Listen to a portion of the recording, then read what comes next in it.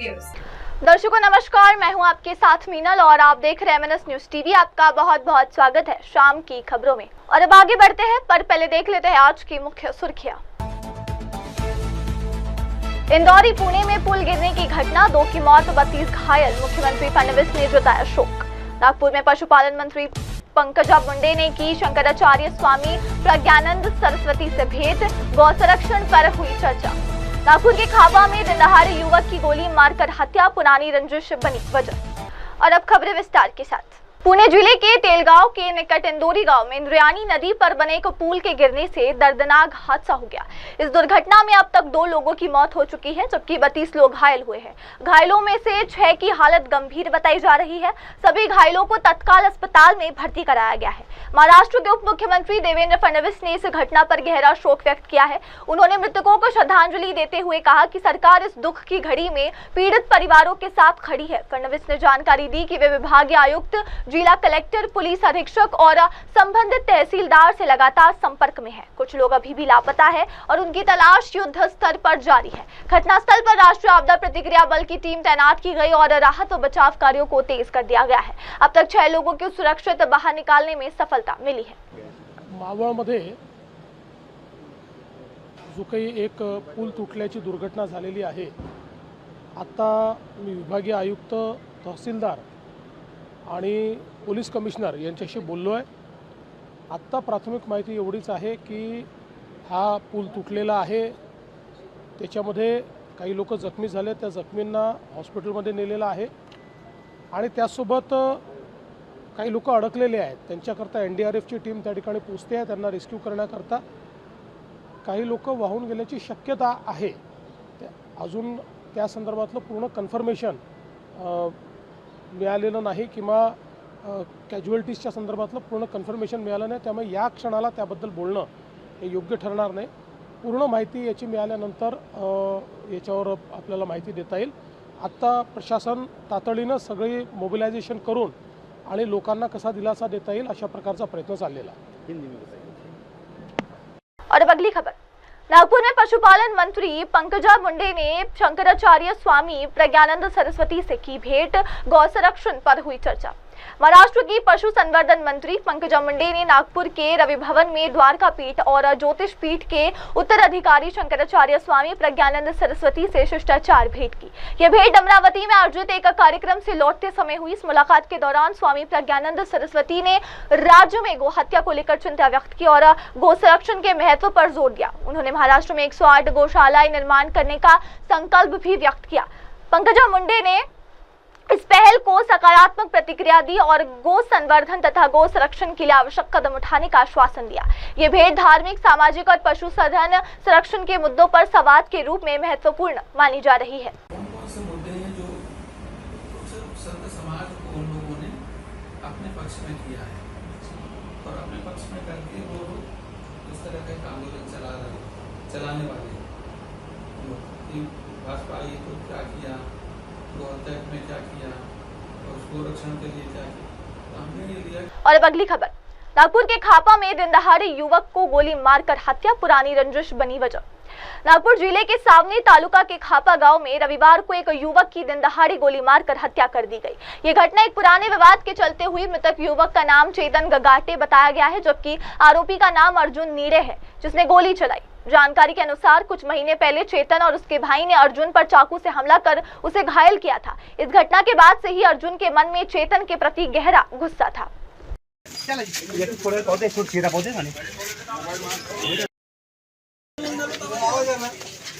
चलो चलो चलो चलो नागपूर फोटो काढा आपलं काम नाही कॅमेऱ्यामध्ये आले मग सांगितलं मुली येईल ना नाव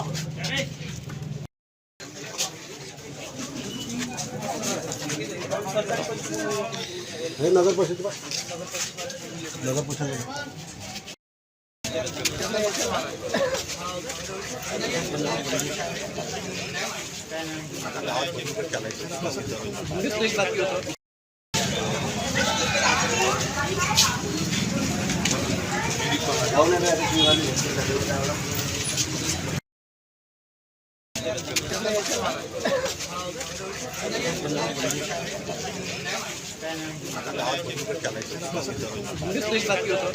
और अब अगली खबर, मनकापुर थाना क्षेत्र में युवक की हत्या, इलाके में फैली सनसनी। गोंडा जिले के मनकापुर थाना क्षेत्र में एक युवक की हत्या की सनसनीखेज वारदात सामने आई है। इस घटना से पूरे इलाके में हड़कंप मच गया है। बताया जा रहा है कि युवक की हत्या किसी पुराने विवाद के चलते की गई। घटना की जानकारी मिलते ही मनकापुर पुलिस मौके पर पहुंची और शव को कब्जे में लेकर पोस्टमार्टम के लिए भेज दिया। पुलिस मामले की जांच में जुट गई है और आरोपियों की तलाश जारी है। स्थानीय लोगों के मुताबिक मृतक की पहचान की जा चुकी है और हत्या की वजह निजी रंजिश हो सकती है। फिलहाल पुलिस हर एंगल से जाँच कर रही है।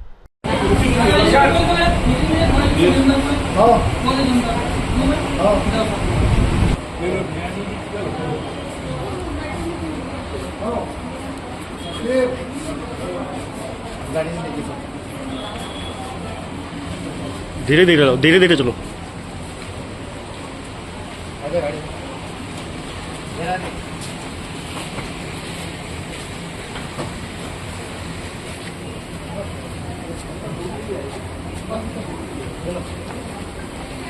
एक मिनट।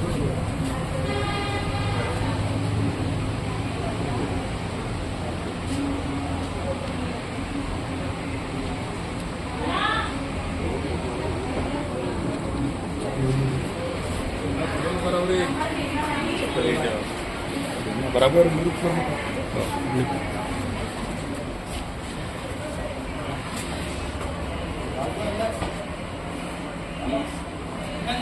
मनकापुर पोलीस स्टेशनच्या हद्दीमध्ये एक खुनाची घटना घडल्याबाबत एका व्यक्तीनं आमच्या एका पोलीस कॉन्स्टेबलला काल माहिती दिली।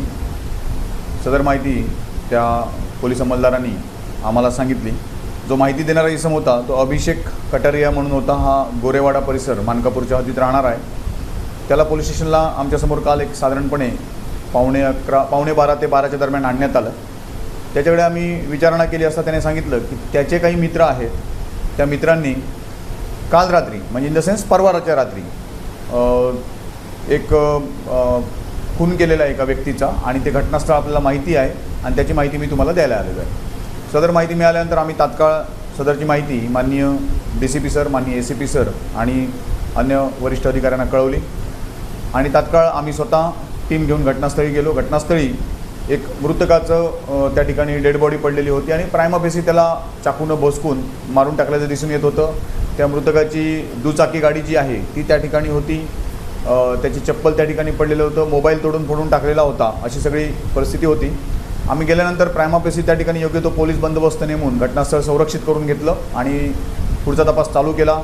तपासामध्ये काही वेळातच माननीय ACP आणि माननीय DCP सर यांनी घटनास्थळी भेट दिली। घटनास्थळी भेट दिल्यानंतर त्यांच्या मार्गदर्शनाखाली आणि आमचे जे सर्व वरिष्ठ अधिकारी आहेत त्यांच्या मार्गदर्शनाखाली पुढचा तपास चालू झाला। आता हा जो मृतदेह होता हा नेमका कोणाचा होता माहीत नव्हता, परंतु त्याच दरम्यान पोलीस स्टेशनला एक गजेंद्र ध्रुववंशी नावाचे इसम त्यांचा मुलगा हरवल्याबाबत तक्रार देण्यासाठी आलेले होते। आम्ही पोलीस स्टेशनकडून ती माहिती घेतली आणि त्याचा फोटो मागून घेतला। तर असं लक्षात आलं की ज्या व्यक्तीचा खून झालेला आहे तो व्यक्ती हा अमन गजेंद्र ध्रुववंशी म्हणजे त्या तक्रारदारांचा मुलगा आहे आणि त्या पद्धतीने बॉडीची ओळख आम्हाला पटली आणि जो आम्हाला माहिती देणारा इसम होता अभिषेक कटारिया यांना आम्हाला त्या आरोपींची नावं सांगितली। आरोपींची नावं सांगितल्यानंतर तात्काळ तांत्रिक तपास करून सुमारे 1 ते 1.5 तासामध्ये आमच्या DB पथकानं पहिले जे 2 आरोपी आहेत, एक लकी मेंढवार आणि त्याचा एक अल्पवयीन मित्र आहे, विधी संघर्षग्रस्त बालक आहे, त्या दोघांची नावं सांगितली। आमच्या टीमने त्यांना तात्काळ ताब्यात घेतले। जो विधी संघर्षग्रस्त बालक आहे तो त्यावेळी अल्पवयीन आहे आम्हाला माहीत नव्हतं, नंतर माहीत झालं ते। तर त्या दोघांना ताब्यात घेऊन विचारपूस केली असता त्याच्यामध्ये असं लक्षात आलं की आम्हाला इन्फॉर्मेशन देणारा इसम अभिषेक कटारिया हा देखील गुन्ह्यात सहभागी आहे आणि त्याचा एक अजून मित्र आहे सुलभ ठाकूर, हा देखील गुन्ह्यामध्ये सहभागी आहे। हे 3 आरोपी आणि एक विधी संघर्षग्रस्त बालक हे गुन्ह्याच्या तपासामध्ये ताब्यात घेण्यात आले। त्यानंतर घटनास्थळाचा कायदेशीर पद्धतीनं फॉरेन्सिक व्हॅन बोलवून आणि बाकी सगळ्या तांत्रिक बाबी पूर्ण करून पंचनामा करण्यात आला आणि त्या आरोपींना अटक करण्यात आलेली आहे। प्रथमदर्शनी झालेल्या तपासामध्ये एक मुलगी आहे जी लक्की मेंढवार जो आरोपी आहे त्याची गर्लफ्रेंड आहे आणि त्याचप्रमाणे मयत जो आहे अमन ध्रुववंशी ह्याची ती लहान म्हणजे शाळेच्या वयापासूनची मैत्रीण आहे। तर लकीला अमन हा त्याच्या या सगळ्या गोष्टीमध्ये अडथळा वाटत असावा आणि म्हणून त्यामुळेच त्याने हा अमनचा प्रथमदर्शनी खून केल्याचं प्रायमा फेसी दिसून येत आहे. याबाबत अधिक तपास आम्ही करत आहोत. ही संपूर्ण कारवाई जी आहे आरोपी ताब्यात घेणं किंवा जो तपासाचा सर्व भाग आहे हे माननीय पोलीस आयुक्त श्री रवींद्र सिंगल सर, माननीय joint CP Shri Reddy sir, माननीय additional CP crime Shri Pardeshi sir, माननीय north region south region charge असलेले राठोड सर, त्याचप्रमाणे DCP मदने सर आणि ACP सुनीता मेश्राम मॅडम यांच्या मार्गदर्शनाखाली पूर्ण तपास आणि सर्व कारवाई सुरू आहे. तपास आम्ही स्वतः करत आहोत आणि सद्यस्थिती जे 3 आरोपी आमच्या अटकेत आहेत त्यांना आज रोजी माननीय न्यायालयात आम्ही हजर करणार आहोत, पुढील तपास करणार आहोत. आरोपीचे काय रिपोर्ट आहे का? याच्यामध्ये जो अल्पवयीन विधी संघर्षग्रस्त बालक आहे त्याच्याविरुद्ध लकडगंज पोलीस स्टेशनला एक अटेम्प्ट टू मर्डरची केस रजिस्टर आहे, त्याची देखील आम्ही माहिती घेत आहोत. हा त्याचा दुसरा गुन्हा असावा.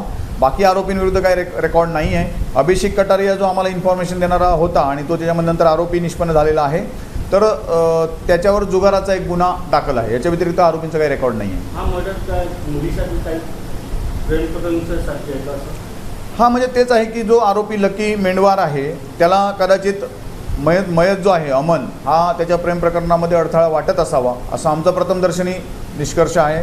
आणि त्यामध्ये अधिक तपासाअंतीच जे काही खरं आहे नेमकं कशामुळे झालं, कसं झालं, काय झालं हे पूर्ण तपास केल्यानंतरच दिसून येणार आहे.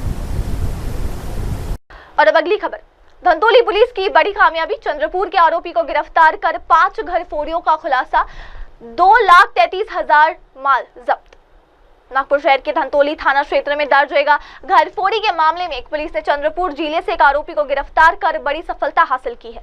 आरोपी की गिरफ्तारी के बाद धंतोली, अजरी और सोनेगांव थाना क्षेत्र में दर्ज कुल 5 घरफोड़ी के मामलों का खुलासा हुआ है। धंतोली थाना क्षेत्र में दिनांक 8 जून 2025 से 9 जून 2025 के बीच सुबह 9 बजे से 10:30 बजे के दौरान एक घरफोड़ी की वारदात हुई थी। इसमें आरोपी ने एक फ्लैट से सोने के आभूषण, नकदी और विदेशी मुद्रा समेत कुल 2,33,700 का माल चुराया था।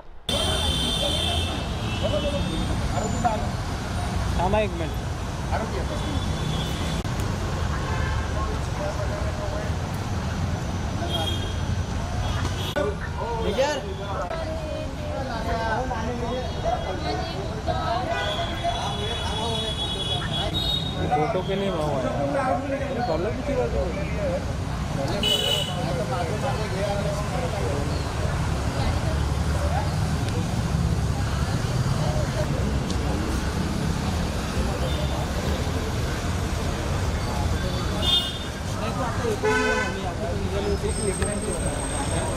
इस मोर बघा सारे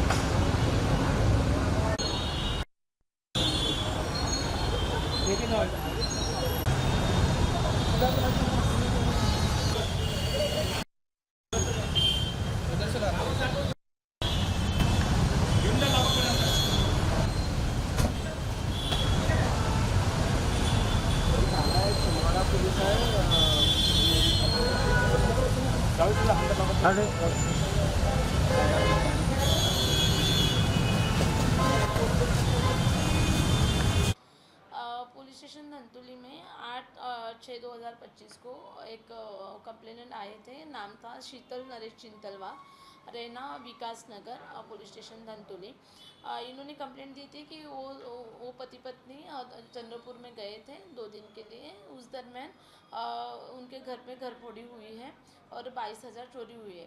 इससे पहले भी 2 चोरियाँ हमारे यहाँ पे हुई थी, तो हमारी टीम थी जो थी वो इन्वेस्टिगेशन कर रही थी।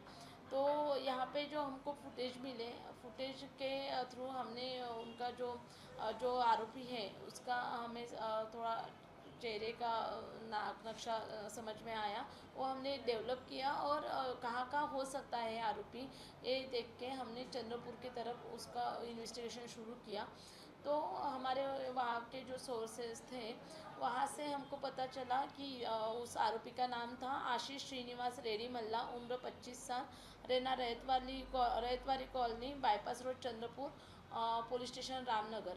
तो फिर वहाँ पे जाके हमने उसको हिरासत में लिया। तो उस इन्वेस्टिगेशन के दौरान और हमारे यहाँ की 3 चोरियाँ, एक सोने का और एक अजनी, ऐसे 5 चोरियाँ का हमारा मतलब डिटेक्शन हुआ है। और आशीष रेड्डी मल्ला जो आरोपी हैं वो इससे पहले भी चोरी में 2 बार अटक हुआ है और ये एमटेक किया हुआ है, पढ़ा लिखा है और मिहान में एक सॉफ्टवेयर कंपनी में काम भी करता था। लेकिन 2023 में उसने जॉब छोड़ दी और जुए की बहुत ज़्यादा लत थी इसको, जुए के लिए उसके ऊपर कर्जा भी बहुत हुआ था, तो उसके लिए वो चोरियाँ करता था और छत्रपति स्क्वायर के आजू बाजू का एरिया उसका पहचान का था, तो उसने वहाँ पे चोरियाँ ज़्यादा की उसने। या इस गुने में हमने पूरा माल 2,33,700 रुपये का हमने जब्त किया है और इसमें माननीय CP sir, additional joint CP sir, additional CP Dabhade साहब, DCP Madane sir, ACP Nandanwar sir और हम पीएसआई धनाजी मारकवाड़, सुभाष वासाड़े, योगेश चांबारे, अमोल लोनकर, मनोज सोनोने, मानिक दहीपड़े, उत्तम सरकटे, भुवनेश्वर मोहोड़, ऋषभ निश्चितकर, विक्रम ठाकुर, इन सब ने मिलकर बहुत दिन रात मेहनत कर ये डिटेक्शन किया है इन्होंने।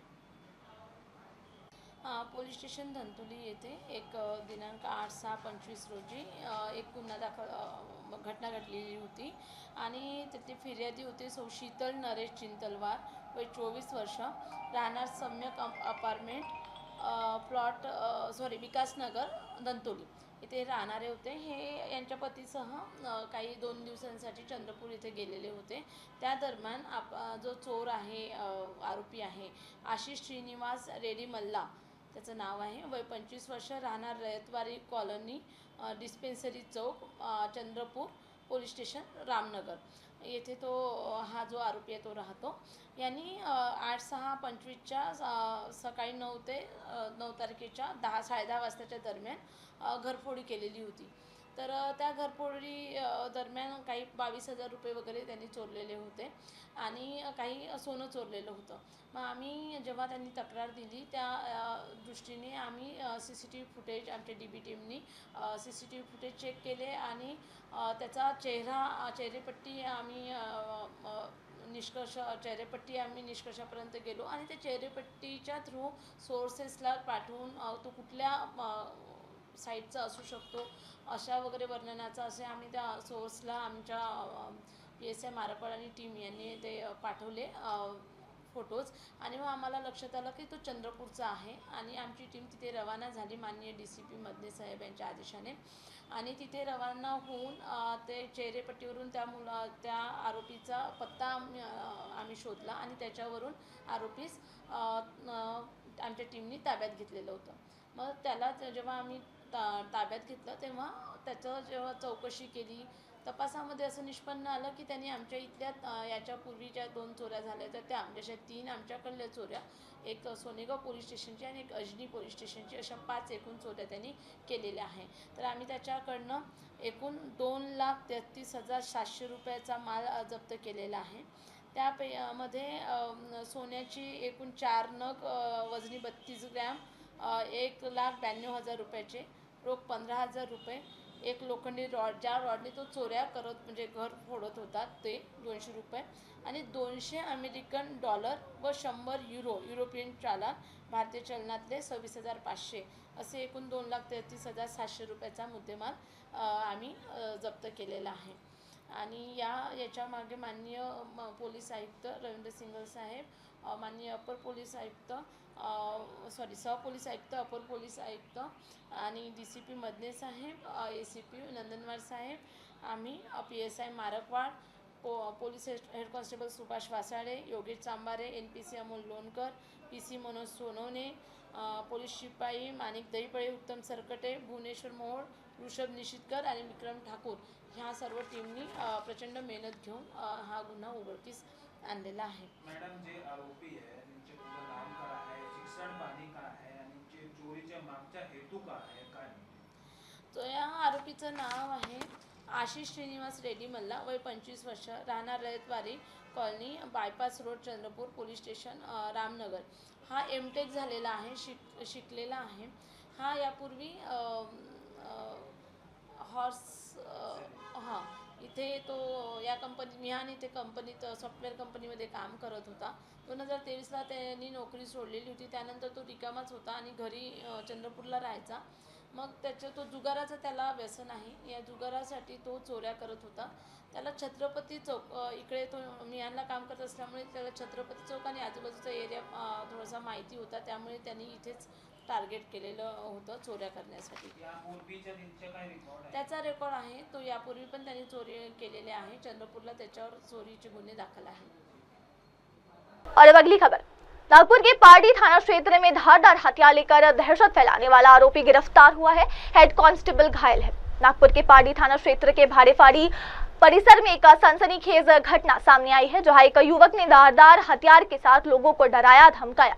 आरोपी की पहचान किरण कृष्ण कुमार सड़मागे के रूप में हुई है। सूत्रों के मुताबिक आरोपी घोड़पुरा के पास हनुमान मंदिर के निकट चाकू लहराते हुए आसपास के लोगों को धमका रहा था। घटना की सूचना मिलने पर कंट्रोल रूम ने तुरंत पार्टी पुलिस की डिटेक्शन ब्रांच को मौके पर भेजा। पुलिस जब आरोपी को पकड़ने पहुंची तो उसने जोरदार विरोध किया और हेड कांस्टेबल शैलेश सुखदेव कुंबड़कर को धक्का दिया, जिससे वो गिरकर घायल हो गए। घायल हेड कांस्टेबल को तत्काल भवानी अस्पताल में भर्ती कराया गया है।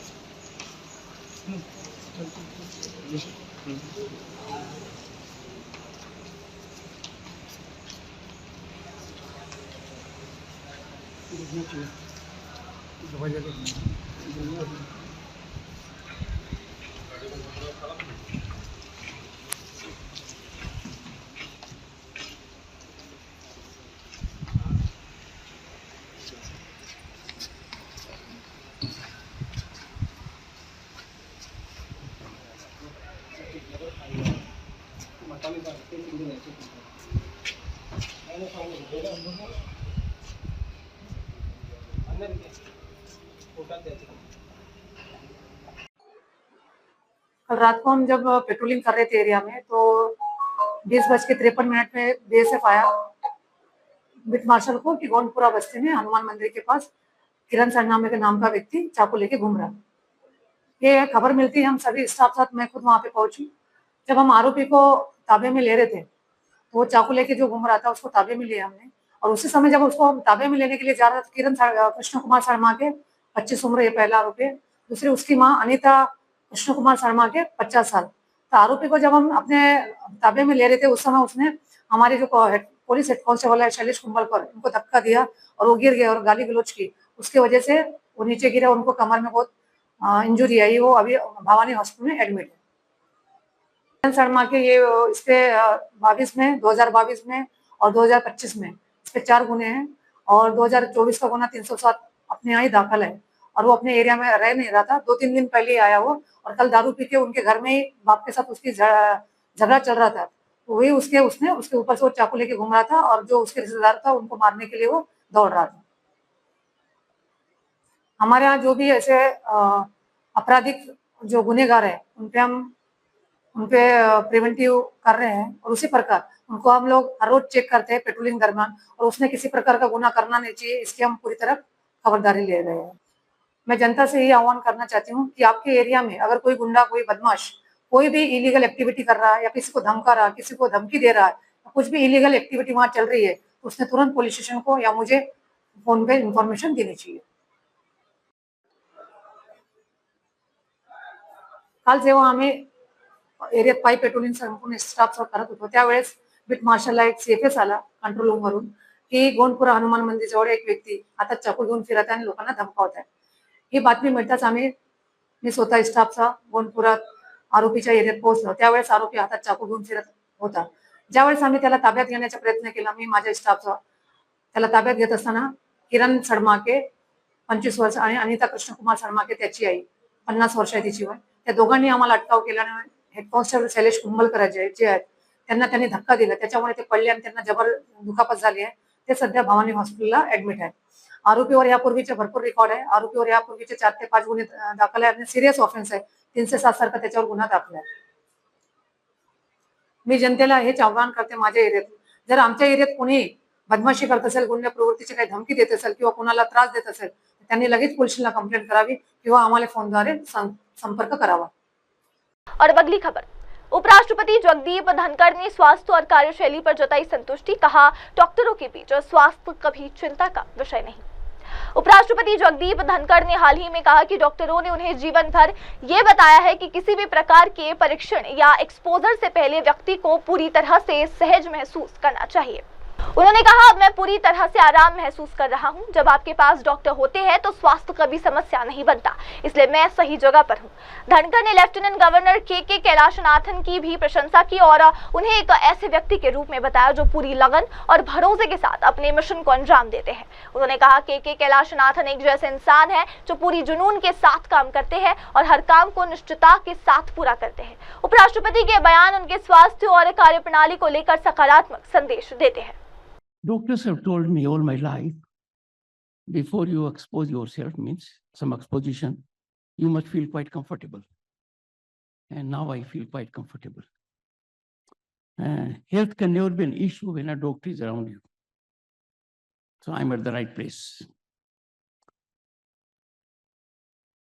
Honorable Lieutenant Governor Puducherry, Shri K. Kailashnath, a man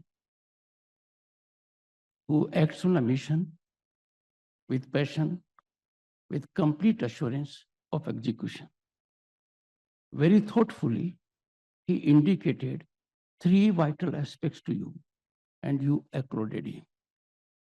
I have no doubt he doesn't make promises. He indicates what will be achieved in time to come and within time. Puducherry is lucky to have such a talented person with enviable track record of administration as your Lieutenant Governor. Shri N. Rangaswamy, Honorable Chief Minister, and I am beholden to the Lieutenant Governor for making me aware of what the Honorable Chief Minister was communicating with you. And I'm happy to share with you that the Honorable Chief Minister focused on series of steps that have been taken by our Prime Minister Narendra Modi to change lives of 1.4 billion people. Shri Selva Ganpati, I know him more than others. I'm Chairman Rajya Sabha and a distinguished member of Rajya Sabha. I am very happy he doesn't create disturbance. I am delighted he doesn't create disruption also. He epitomizes the essence of parliamentary democracy: debate, dialogue, discussion, and deliberation.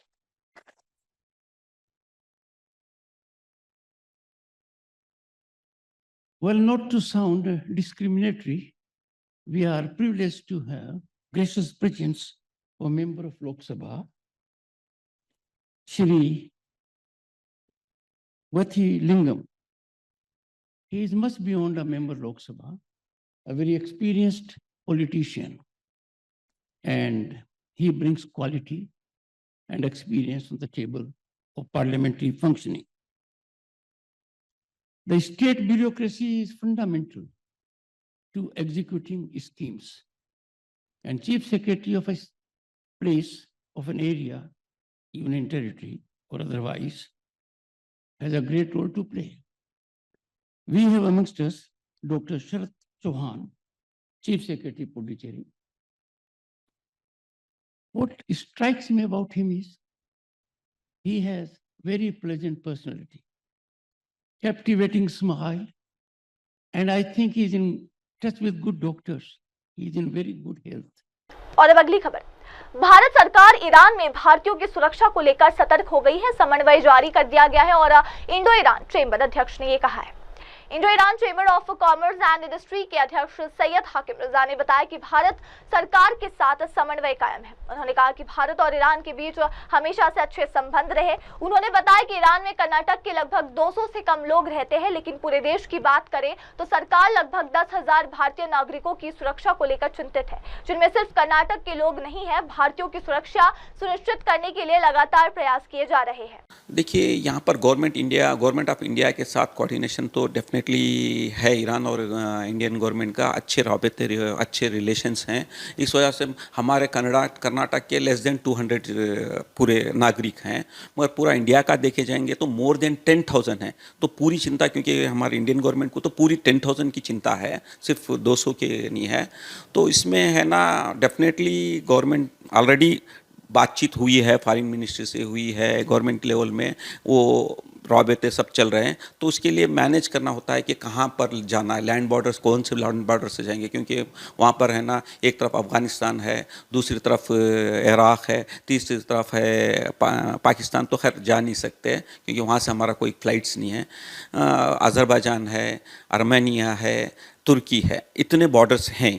इसमें अभी देखना है कि कौन से border से हमें safer और इजीली जा सकते हैं। मुझे लगता है क्योंकि खुम के लिए भेजे हैं, खुम से नज़दीक इराक़ बॉर्डर आता है। इराक़ बॉर्डर से अगर बगदाद से या नजफ़ से कहीं अरेंज करेंगे तो I think via Iraq easy आएगा, क्योंकि अगर तबरीज़ वो साइड होते ना तो अज़रबैजान, आर्मेनिया, तुर्की वहाँ के लिए इजी होता था। अगर हाँ, जो मशहद में हैं उनके लिए अफ़गानिस्तान बॉर्डर नज़दीक होता है। मगर जो आप खुम, क्योंकि जितने भी हैं रिलोकेशन मैक्सिमम यूँ समझे इंडियंस अब प्रेजेंटली खुम में हैं। यूँ समझो 70 to 80% जो इंडियन नागरिक हैं वो खुम में आए हैं, क्योंकि जो तेहरान में थे, जो दूसरे सिटीज़ में थे, वो सबको खुम शिफ्ट कर दिया है। तो हम लोग ज़्यादातर कंसंट्रेट करेंगे खुम से। तो खुम के लिए नियरेस्ट बॉर्डर है इराक़। तो विल सी कैसे क्या होता है। इराक़ी बॉर्डर्स भी, इराक़ी एयर स्पेस भी फ़िलहाल रुका हुआ है। अभी देखते हैं कि कौन सी जगह से कहाँ से आसानी होगी, वो गवर्नमेंट लेवल से ही मालूम पड़ेगा कि कहाँ से। और अब अगली खबर, मथुरा में डीएम सीपी सिंह ने बांके बिहारी मंदिर के प्रस्तावित कॉरिडोर को लेकर सेवा यात्रियों की चिंताएं सुनी। जिलाधिकारी सीपी सिंह ने कहा कि हम सभी विश्व प्रसिद्ध श्री बांके बिहारी जी के मंदिर को जानते हैं, जहां हर साल लाखों भक्त आते हैं। इसके अलावा भी कई महत्वपूर्ण मंदिर हैं जिनका समान महत्व है और जहां समर्पित सेवायत कार्यरत है। डीएम ने बताया कि आज सभी सेवायत मथुरा में एकत्रित हुए थे और उन्होंने सुप्रीम कोर्ट के आदेश अनुसार बनाए जा रहे प्रस्तावित कॉरिडोर तथा नवगठित ट्रस्ट को लेकर अपनी कुछ चिंताएं और सुझाव रखे। इन सभी मुद्दों पर विस्तृत चर्चा हुई और सकारात्मक समाधान की दिशा में कदम उठाए गए। डीएम ने आश्वासन दिया कि सभी संबंधित पक्षों की बातों को ध्यान में रखते हुए कार्य आगे बढ़ाया जाए।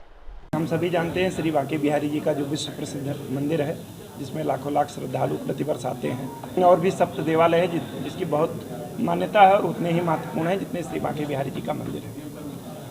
उन सभी के जितने भी सेवायत हैं आज यहाँ आए हुए हैं और उन्होंने जो प्रस्तावित कॉरिडोर है माननीय सर्वोच्च न्यायालय के आदेश से जो बन रहा है और जो ट्रस्ट बना है, उसके बारे में उन लोगों की कुछ शंकाएं थीं और उनको ये भी शंका थी कि साहब पहले श्री बांके बिहारी जी का कॉरिडोर आप बना रहे हैं, उसके बाद फिर तोड़ करके हम लोगों के मंदिरों का कॉरिडोर बनाया जाएगा। सारे विषयों पर बहुत अच्छे से चर्चा की गई। इनकी भ्रांतियों को मेरे द्वारा और यहाँ ब्रज तीर्थ विकास परिषद के वरिष्ठ लोगों के द्वारा उनकी शंकाओं का निराकरण भी किया गया है। मैं पहले भी स्पष्ट करता आया हूँ कि सरकार ने ना तो मंदिर का किसी प्रकार अधिग्रहण किया है, ना सरकार मंदिर का किसी प्रकार से अधिग्रहण करने जा रही है, ना भविष्य में किया जाएगा। इसके अलावा जो सेवायत हैं, जो गोस्वामी समाज के लोग हैं, उनकी पूजा पद्धति में भी किसी प्रकार का कोई बदलाव नहीं होगा, किसी प्रकार की सेवा में कोई व्यवधान नहीं होगा। उनको जिस प्रकार से उनकी सेवाएं चलती थीं, राजभोग की जिस प्रकार से जितने जितने दिन की गोस्वामी बंधुओं की सेवा थी वो यथावत रहेगी। शाम को शयन भोग के गोस्वामी जी लोगों की जो सेवा जितने जितने दिन की थी वो यथावत रहेगी। उनके द्वारा जो 1938 के निर्णय के तहत जो प्रक्रिया और प्रक्रम तय किया हुआ है कि कौन कितने दिन की पूजा करेगा, वो यथावत रहेगा। उसमें सरकार का कोई हस्तक्षेप नहीं होगा। चूँकि जो ज़मीन 4.74 एकड़ ज़मीन खरीदी जानी है वो श्री बांके बिहारी जी भगवान जी की मूर्ति के नाम खरीदी जानी है। इसके लिए एक संस्था होना जरूरी था और उसकी जो व्यवस्था होगी कि क्या क्या कैसे निर्माण होगा, क्या होगा, कौन सा चीज़ किस जगह की जाएगी, फ्यूचर में कैसे व्यवस्था की जाएगी, उसके लिए जो ट्रस्ट का गठन हुआ है उसमें कुछ बिंदुओं को लेकर के भ्रांतियाँ हैं, उनका निराकरण भी हम लोग कर रहे हैं और सक्षम स्तर से उनका निराकरण करा भी दिया जाएगा। मैं आपके माध्यम से पुनः अनुरोध कर रहा हूँ, निवेदन कर रहा हूँ कि ये ब्रजवासी लोगों की सुविधा के लिए है, वृंदावन में जितने लाखों लाख श्रद्धालु आ रहे हैं उनकी सुविधा के लिए है। जहाँ जहाँ ट्रस्ट और कॉरिडोर बना है, चाहे वो काशी जी में हो, चाहे अयोध्या धाम में हो, चाहे उज्जैन में हो, चाहे हमारे माँ विंध्यवासिनी में हो, सब जगह लोगों को सुविधाएं बहुत बढ़ी हैं। इसके अलावा वहाँ के जो लोग रोजगार करने वाले लोग थे, जो बिजनेस करने वाले लोग थे, जो छोटे छोटे दुकानदार थे, गेस्ट हाउस के लोग थे, होटल के लोग थे, सबके बिजनेस में कम से कम 10 गुना वृद्धि हुई है। और यहाँ तो जहाँ हम लोग बैठे हुए हैं वृंदावन में, इसके आसपास देश का सबसे ज़्यादा पेइंग कैपेसिटी का जनमानस है, कम से कम 7 करोड़ लोग हैं जो हर सप्ताह में कम से कम एक बार और सप्ताहांत में वृंदावन दर्शन करने जरूर आता है। तो उनकी सुविधा के लिए, और सारे लोग हमारे गोस्वामी भाइयों के ही जजमान हैं, उनकी सुविधा के लिए सब लोग सहयोग करें। और मैं अपनी तरफ से और सरकार की तरफ से सबको आश्वस्त करता हूं कि ये जो कुछ हो रहा है वो श्री बांके बिहारी जी की इच्छा से हो रहा है। किसी का कोई अहित नहीं होगा। जिसका मकान दुकान है उसको भरपूर मुआवजा भी दिया जाएगा, एक दुकान भी दी जाएगी कॉरिडोर में। रहने के लिए अगर कोई मकान की ज़रूरत है, फ्लैट की ज़रूरत है, तो मथुरा वृंदावन डेवलपमेंट अथॉरिटी वृंदावन में ही उनको बहुत ही उचित, बहुत ही मतलब नॉमिनल रेट पे, नो प्रॉफिट नो लॉस पे फ्लैट भी उपलब्ध कराने की व्यवस्था कर रहा है। मैं पुनः आपके माध्यम से सभी से निवेदन करूंगा, हम और वो मिल बैठ करके इसका रास्ता निकालें, आगे बढ़ें, और जो भी इस यज्ञ में अपनी आहुति देगा वो एक ऐतिहासिक पल होगा। वो श्री बांके बिहारी जी के चरणों में सेवा का एक फूल होगा। मैं चाहता हूं कि जितने भी हमारे गोस्वामी जी लोग हैं, जितने लोग प्रभावित हो रहे हैं, निडर होकर के, निर्भीक होकर के श्री बांके बिहारी जी की सेवा में आगे आएँ और बिना किसी संशय के, बिना किसी भ्रांति के इस महान यज्ञ में अपनी आहुति दें। मैं उन्हें आश्वस्त करता हूं उनका किसी प्रकार का कोई अहित नहीं होगा। और अब अगली खबर, मुख्यमंत्री मोहन चरण मांझी ने राज्य संक्रांति के मौके पर दिए 964 नियुक्ति पत्र, बताया अब तक 28,446 सरकारी नौकरियों में नियुक्तियां। मुख्यमंत्री मोहन चरण मांझी ने बताया कि आज ओडिशा के त्योहार राज संक्रांति का अंतिम दिन है, जिसे पूरे राज्यों में धूमधाम से मनाया जा रहा है। इस खास अवसर पर नियोजित मेला के तहत 964 नियुक्ति पत्र वितरित किए गए। उन्होंने कहा कि हमारी नई सरकार के गठन के बाद से अब तक 28,446 सरकारी नौकरियों में नियुक्तियां की गई है, जो हमारे चुनाव घोषणा पत्र के अनुरूप है। भविष्य में और भी अधिक नियुक्तियां दी जाएंगी। मुख्यमंत्री ने यह भी कहा कि हमारी सरकार समृद्ध और विकसित ओडिशा का निर्माण करेगी, जहां हर नागरिक खुशहाल जीवन जी सकेगा। निश्चित रूप से आज एक और अब अगली खबर, नागपुर में हत्या का प्रयास असफल, पुरानी रंजिश बनी वजह 3 आरोपी गिरफ्तार। उपराजधानी नागपुर में शनिवार को हुई सिलसिलेवार हिंसक घटनाओं से शहर में सनसनी फैल गई है। मानकापुर पुलिस थाना क्षेत्र में एक और जहां प्रेमिका के मित्र की हत्या हुई, वहीं दूसरी ओर हत्या के प्रयास का मामला भी सामने आया है। पुलिस ने इस मामले में तत्परता दिखाते हुए सभी आरोपियों को गिरफ्तार कर जेल भेज दिया है। जानकारी के अनुसार पुरानी रंजिश के चलते सत्यम गिरीश पांडे पर जानलेवा हमला किया गया। घटना की सूचना मिलते ही मानकापुर पुलिस टीम तुरंत मौके पर पहुंची और घायल सत्यम को एक निजी अस्पताल में भर्ती कराया गया। धीरे धीरे रुको।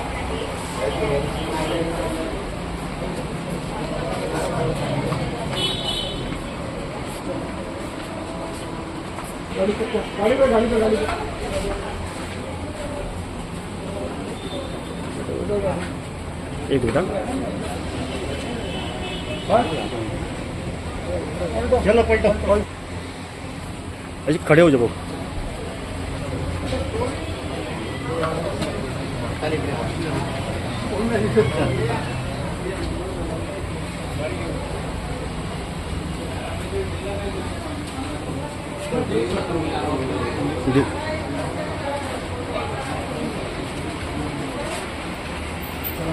लेके जाओ, लेके जाओ, लेके जाओ।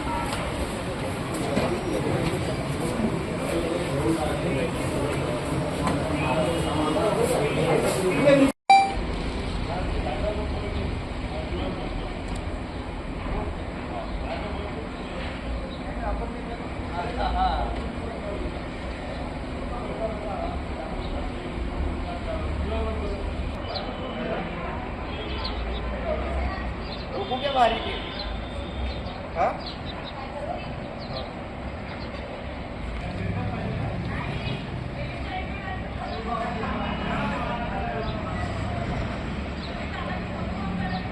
शनिवारी 14 तारीखला एक तक्रार प्राप्त झाली की सत्यम गिरीश पांडे या व्यक्तीला एकानं चाकूनं मारलेला आहे. हा सत्यम गिरीश पांडे याला खाजगी हॉस्पिटलला ॲडमिट करण्यात आलं होतं. त्या ठिकाणी जाऊन आम्ही त्याची विचारपूस केली. तर विचारपूसमध्ये असं लक्षात आलं त्यांचे काहीतरी जुने वाद होते. त्या जुन्या वादातून जे आरोपी आहेत गौरव बलकी, ललित शर्मा आणि प्रदीप काळे या तिघांनी त्याला चाकूनं मारहाण केलेली आहे. अशा प्रकारची तक्रार प्राप्त झाली. हा गौरव बलकी जो आहे हा हिस्ट्री शीटर आहे, रेकॉर्डवरचा गुन्हेगार आहे. ललित शर्मा हा हिस्ट्री शीटर आहे आणि प्रदीप काळे याच्याविरुद्ध एक गुन्हा दाखल आहे. तिन्ही गुन्हेगारच आहेत आणि त्यांचे काहीतरी जुने वाद होते. ते यापूर्वीचे वाद आपल्याला माहीत नव्हते, पण एकमेकाला यापूर्वी भेटून त्यांनी खुन्नस वगैरे दाखवली होती. त्या वादातून त्यांनी मारलं. यामध्ये आरोपींची माहिती मिळाल्यानंतर तात्काळ DB टीम रवाना करून तिन्ही आरोपींना आम्ही त्याच दिवशी सेम डेला ताब्यात घेतलेलं आहे. ही जी घटना आहे Shriram urban cooperative bank Godni road या ठिकाणी झालेली होती. त्याच दरम्यान यातील जे आरोपी आहेत सत्यम पांडे, प्रथम यातले जे फिर्यादी आहे सत्यम पांडे, या सत्यम पांडेचे मित्र प्रथम उज्जैनवार, अयान मिर्झा, करण यादव, हा स्वतः सत्यम पांडे हे यांच्या तक्रारीवरून देखील या सत्यम पांडे आणि इतरांवर गुन्हा दाखल करण्यात गौरव बलकी सत्यम पांडे आणि इतरांवर गुन्हा दाखल करण्यात आला आहे. क्रॉस गुन्हा आहे 324चा. तर दोन्ही गुन्ह्यातले आरोपी आम्ही सेम डे अटक केले. दोन्ही साईडनं तक्रारी होत्या. अटक करून त्यांना काल मान्य न्यायालयात हजर करण्यात आलेलं होतं. तर यांना 2-3 दिवसाची पोलीस कस्टडी मिळालेली आहे आणि नेमका काय वाद होता किंवा कोणत्या वादातून हे सगळं झालेलं आहे त्याबाबत तपास चालू आहे. संपूर्ण कारवाई जी आहे ती घटना घडल्यानंतर आम्ही माननीय DCP सरांना याबाबत माहिती दिली होती आणि माननीय CP रवींद्र शिंगल सर, त्याचप्रमाणे joint CP sir, DCP sir आणि ACP मेश्राम मॅडम, DCP मधले सर यांच्या मार्गदर्शनाखाली त्याच दिवशी कारवाई करून सगळे आरोपी आम्ही अटक केलेले आहेत. पुढील तपास त्याचा चालू आहे. कंप्लेंट देणे आला आरोपी हे दोघं आरोपी हां, म्हणजे एकाच गुन्ह्यातले तक्रारदार आहेत ते दुसऱ्या गुन्ह्यात आरोपी झालेले आहेत. दुसऱ्या गुन्ह्यातले तक्रारदार पहिल्या गुन्ह्यात आरोपी झालेले आहेत एकमेकाविरुद्ध आणि दोघांनाही जखमा आहेत. म्हणजे याच्यात सत्यम पांडे जो आहे त्याला चाकू मारलेला होता छातीत, तो देखील जखमी आहे. आणि याच्यामध्ये गौरव बलकी हा जो आहे त्या गौरव बलकीला देखील हाताला चाकूनं जखम झालेली होती. तर याचा अर्थ समोरच्यांनी देखील चाकूनं मारहाण केलेली. वाद हे कुठेतरी 2 महिन्यापूर्वी दारू दुकानासमोर भेटलेले होते एकमेकाला आणि त्या ठिकाणी एकमेकाला ह्या खुन्नस दाखवलेली होती. काहीतरी वादावादी होऊन त्या ठिकाणी खुन्नस दाखवलेली होती. एकमेकाची त्यांची फार परिचय नाही, फार दोस्ती पण नाही, फार दुश्मनी पण नाही, पण एकमेकाच्या तोंड ओळखीचे आहेत हे लोक. आणि काल परवा नेमका तो त्यांचा वाद झाला त्या ठिकाणी आणि मग ती वादाला मोठं स्वरूप मिळालं. हे पुरे आरोपी गोदनीचे हे जवळपास सगळे गोदनी, मानकापूर, गोरेवाडा या मानकापूर पोलीस स्टेशनच्या हद्दीतले राहणार आहेत. और अब अगली खबर, इंग्लैंड टेस्ट सीरीज के लिए कुलदीप यादव और रविंद्र जडेजा को प्लेइंग 11 में शामिल किया जाए, हरभजन सिंह ने कहा। पूर्व भारतीय क्रिकेटर हरभजन सिंह ने इंग्लैंड में होने वाली टेस्ट सीरीज को लेकर टीम इंडिया की प्लेइंग 11 को लेकर अपनी राय रखी है। उन्होंने कहा कि भारत को कुलदीप यादव को जरूर मौका देना चाहिए और उनके साथ रविंद्र जडेजा भी गेंदबाजी करेंगे। हरभजन सिंह ने कहा, मुझे लगता है कि भारत को कुलदीप यादव को खिलाना चाहिए। निश्चित रूप से जडेजा उनके साथ गेंदबाजी करेंगे। 2 स्पिनर्स के साथ 3 तेज गेंदबाज, ये इस मैच के लिए एक आदर्श संयोजन हो सकता है। Well, Jasprit Bumrah, he's that kind of individual. He knows his body, when to push himself or when to kind of take a break a bit, and of course he understands his body better than anyone. And he's a brilliant athlete. India needs him in any test matches and every test matches. So to keep him fresh for the whole series would be the key. And I wish and I hope that he continue to be fit and continue to play cricket for Team India. And I hope he plays all the 5 test matches in England. I think India should look to play Kuldeep Yadav. Of course, Jadeja will bowl with him. So 2 spinners with 3 seamers would be the kind of perfect match for this game.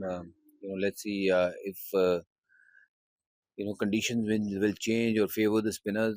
But even if it doesn't, I think these are two capable bowlers who can take wickets on any wicket. Well, he's a very promising cricketer, someone who scored a lot of runs to get back into the Indian squad in Indian scheme of thing, and it's very unfortunate. He's not there in the team. I was a bit shocked not seeing his name in the squad.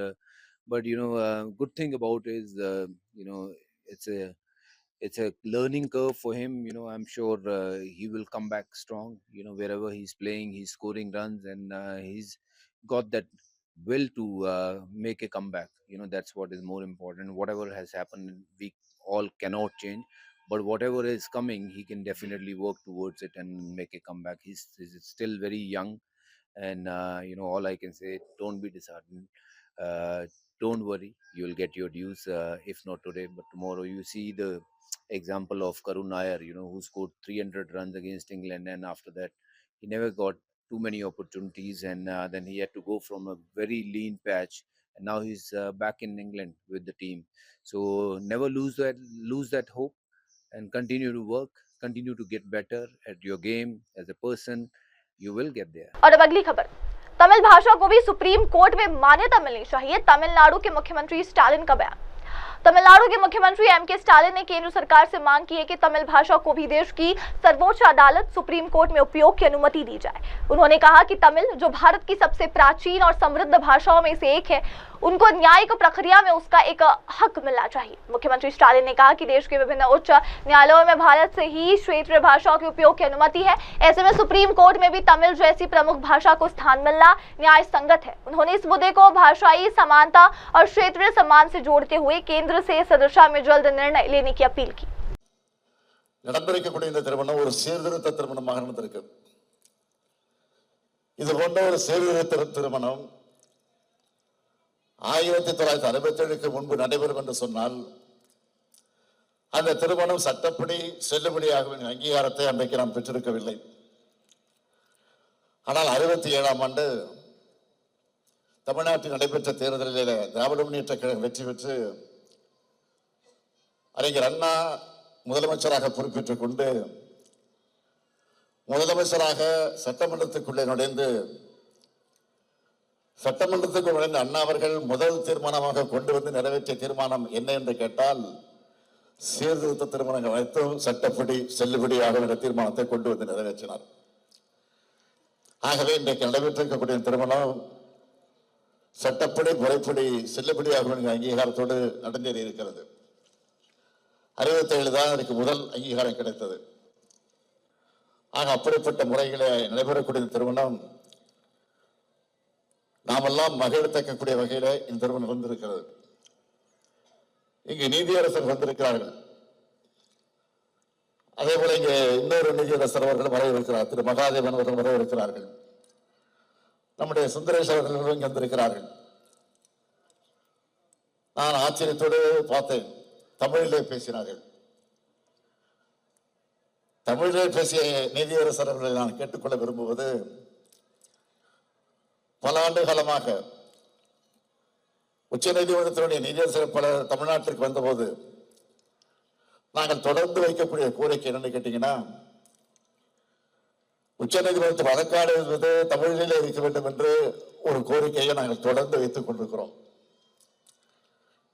சட்டமன்றத்தில் ஏற்கனவே தலைவர் கலைஞர் அவர்கள் முதலமைச்சராக இருந்தபோது தீர்மானத்தை நிறைவேற்றி அனுப்பி வைத்திருக்கிறார். ஆனால் இன்றைக்கு நீதி வழங்கக்கூடிய அந்த தீர்ப்பு தமிழில் வரக்கூடிய ஒரு சூழ்நிலை பெற்றிருக்கிறது. அதற்காக நாங்கள் மகிழ்ச்சி அடைகிறோம், பெருமைப்படுகிறோம்.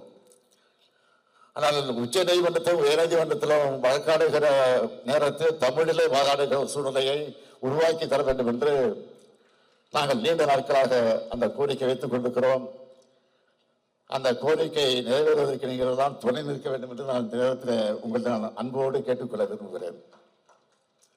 ஏனென்றால் இன்றைக்கு தமிழன் என்று நாம் பெருமையோடு சொல்லிக் கொண்டிருக்கிறோம். और अब अगली खबर, दिल्ली में मुख्यमंत्री रेखा गुप्ता ने 30 हजारीकोट परिसर में आयुष्मान आरोग्य मंदिर का उद्घाटन किया। दिल्ली की मुख्यमंत्री रेखा गुप्ता ने आज 30 हजारीकोट परिसर में आयुष्मान आरोग्य मंदिर का उद्घाटन किया। ये उद्घाटन राजधानी में स्वास्थ्य सेवाओं को मजबूत करने की दिशा में एक महत्वपूर्ण कदम माना जा रहा है। आज राष्ट्रीय राजधानी में कुल 33 आयुष्मान आरोग्य मंदिर और 17 जन औषधि केंद्रों का उद्घाटन किया जा रहा है। दिल्ली के सभी कैबिनेट मंत्री अपने अपने विधानसभा क्षेत्रों में इन केंद्रों का उद्घाटन करेंगे। सरकार का उद्देश्य इन केंद्रों के माध्यम से आम जनता को सस्ती और सुलभ स्वास्थ्य सेवाएं उपलब्ध कराना है। इन केंद्रों पर प्राथमिक चिकित्सा, नियमित जांच और जन औषधियों की उपलब्धता सुनिश्चित की जाएगी। पीछे कर लो ना, थोड़ा सा कैमरा बिल्कुल आगे आपका। कैमरा जूम नहीं कर रहे हैं, थोड़ा सा सर आपका आ रहा है, थोड़ा सा भाई आपका माइक आ रहा है। ओके बॉस, ओके ओके, थोड़ा पीछे कर लो भाई।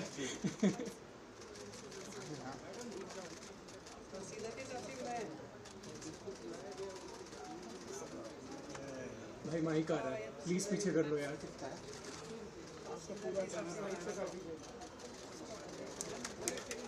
चलो भाई,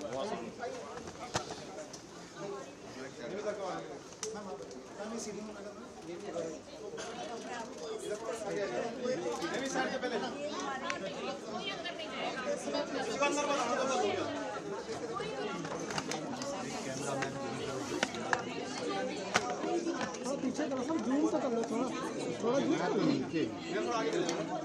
तो नहीं कर रहे हैं लोग, जूम घर छोड़ के आए क्या?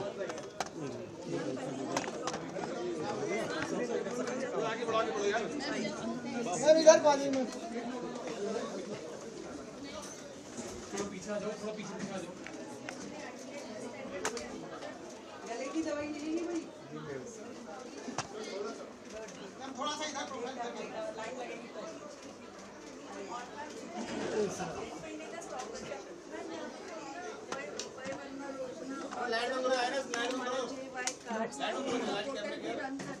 लाइट में बंद कर लो, लाइट हमारी family planning services checkup, pregnancy checkup, property वगैरह हमारा लगभग दवाइयों का स्टॉक लैब है जो इसका एक नया फीचर है। लाइट बंद कर लो, आई है ना अपने टेस्ट थोड़ा पीछे तो लोग 79 टेस्ट आउटसोर्स करके तो पेशेंट की सारी नीड्स पूरी हो जाती है।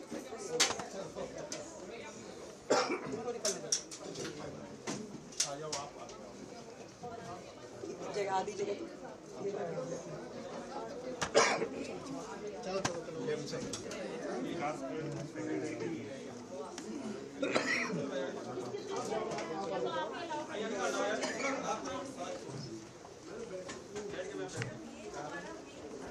देखना कैमरा ऊपर ना लग रहा है पंखे।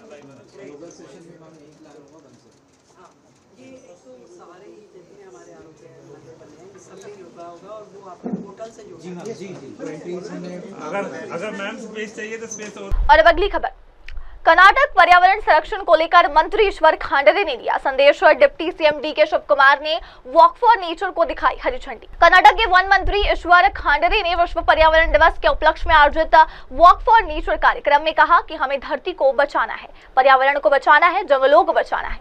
इस उद्देश्य से हजारों छात्र इस कार्यक्रम में हिस्सा ले रहे हैं। उप मुख्यमंत्री डी के शिव कुमार ने इस वॉक को हरी झंडी दिखाकर रवाना किया। मंत्री खांडरे ने कहा कि हर साल विश्व पर्यावरण दिवस मनाया जाता है, लेकिन इस वर्ष की थीम प्लास्टिक प्रदूषण का अंत विशेष रूप से महत्वपूर्ण है। उन्होंने कहा सिंगल यूज प्लास्टिक इंसानों और जानवरों walk for environment. So we have to save world, we have to save environment, we have to save forest. So this is thousands of students are participating in this. Our Honorable Deputy Chief Minister Shiv Kumar ji has inaugurated this Walk for Future, Walk for Environment, and Shri Narendra Swamy Pollution Control Board Chairman. And our department has organized this. Every year we celebrate World Environment Day This is very special because we have to save the earth. So this year's announcement is ending plastic pollution. So what plastic, especially single-use plastic, is very dangerous to mankind, dangerous to animals and everything. This will create an awareness amongst the students, amongst the people, and will save forest and greenery will increase. Earth will protect Earth. Yeah. In Bangalore, we are facing so many problems, especially the routine life. We use plastic is very huge. State government, central government, we have enacted a law, and we have banned single-use plastic, but that has to be transformed into people's movement. We can make many laws, but the laws have to be implemented. We have to seek the support of the people, and just to make awareness amongst the students, amongst the people, such kind of programs, they will help us. I urge to all the people of the state, especially students, to end plastic pollution, to maintain cleanliness, to grow more trees, protect trees, do not fell the trees. So I hope that Karnataka will become a leader for others. They should emulate Karnataka the way we are conserving forests. Sir, yesterday, Kumaraswamy said the HMT on the... I don't want, except this, I don't want to comment on any other things. We don't want it. I would not, yeah. और अब बढ़ते अगली खबर की ओर। तली में PWD मंत्री प्रवेश वर्मा ने बाबर रोड डिस्पेंसरी में आयुष्मान आरोग्य मंदिर का किया उद्घाटन। तली के लोक निर्माण विभाग पीडब्ल्यूडी मंत्री प्रवेश वर्मा ने आज बाबर रोड स्थित डिस्पेंसरी में आयुष्मान आरोग्य मंदिर का उद्घाटन किया। ये पहल राजधानी में स्वास्थ्य सेवाओं को मजबूत करने और आम नागरिकों को प्राथमिकता चिकित्सा सुविधाएं सुलभ कराने की दिशा में एक और महत्वपूर्ण कदम है। इस अवसर पर मंत्री प्रवेश वर्मा ने कहा कि आयुष्मान आरोग्य मंदिर जैसे केंद्र न केवल स्वास्थ्य सेवाओं को आम जनता तक पहुंचाने में सहायक होंगे, बल्कि स्वास्थ्य के प्रति जागरूकता भी बढ़ाएंगे और समग्र स्वास्थ्य सेवाओं की ओर एक कदम है। Public wealth department minister Shri प्रवेश Verma Sahib Singh ji to proceed for unveiling of plaque along with other dignitaries. It's really a big day. plaque का लोकार्पण हो रहा है और एक बार फिर से जोरदार तालियां।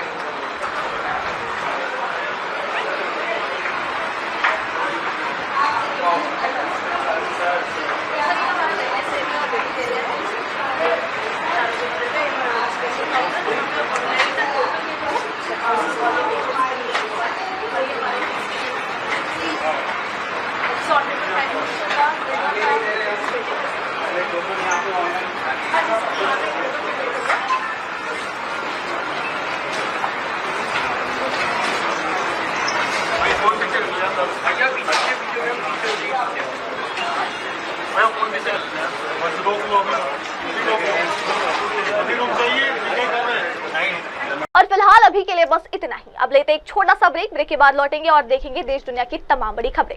तब तक के लिए आप जुड़े रहे मेरी सहयोगी शुभा के साथ और देखते रहिए एमएनएस न्यूज टीवी। नमस्कार। Hi, this is Abhijit Sawant and you are watching MNS News. आप देख रहे हैं MNS न्यूज, सच जरूर।